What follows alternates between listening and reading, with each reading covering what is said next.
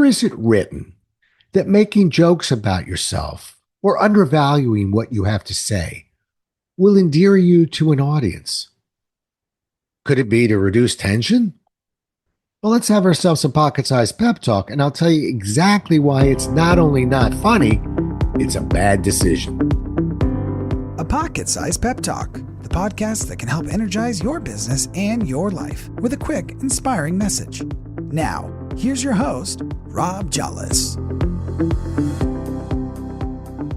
One of the challenges of grabbing a microphone, walking to the front of a room, and speaking is the strange paradox of confidence that's clearly on display.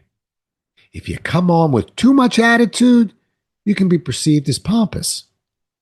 If you come on looking too unsure of yourself, you can be perceived as weak.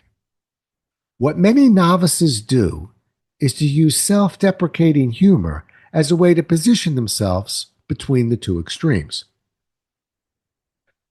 It sure sounds like a good idea. After all, it takes courage to humorously put yourself down and humble yourself in front of an audience.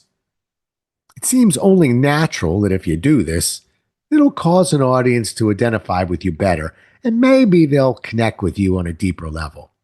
Perhaps, but let's start with a simple definition from Webster's to make sure we're on the same page here. Self-deprecating humor, defined as tending or serving to disparage or undervalue oneself. You lost me at undervalue oneself.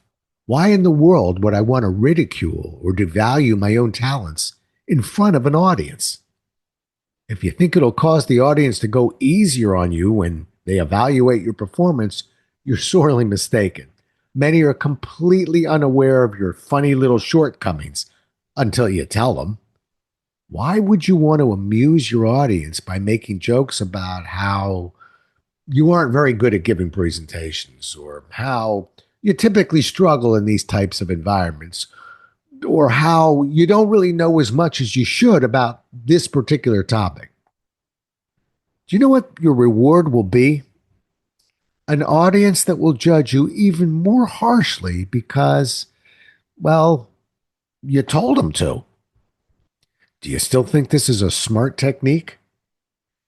Self-deprecating humor does have its strengths. If you're speaking to a potential date, self-deprecating humor can be a pretty darn good tactic. Assuming you know how to be smart, quick, and funny while you put yourself down, this form of humility can be perceived as attractive to others. But when you give a presentation, you're not dating your audience. You're trying to win them over, and that requires strength and humility and expertise in a particular subject. I'm sure there are a few kind-hearted souls who will bond with you when he or she hears you say you aren't very good at giving presentations, but you're good at making bologna sandwiches. For the majority of the audience who are there to hear you speak, I think twice before telling jokes about how funny it is that you typically struggle in these types of environments. It's easy to be lured into believing that self-deprecating humor will bail you out of an uncomfortable position, and it sure is a handy tool to diffuse tension and add humor in a social situation. In the end, however, if you're asked to deliver a presentation, trust me, it's more trouble than it's worth. Thanks so much for listening. If you enjoyed today's show, please rate and recommend it on iTunes, Outcast, or wherever you get your podcasts. You can also get more information on this show and Rob at jollis.com.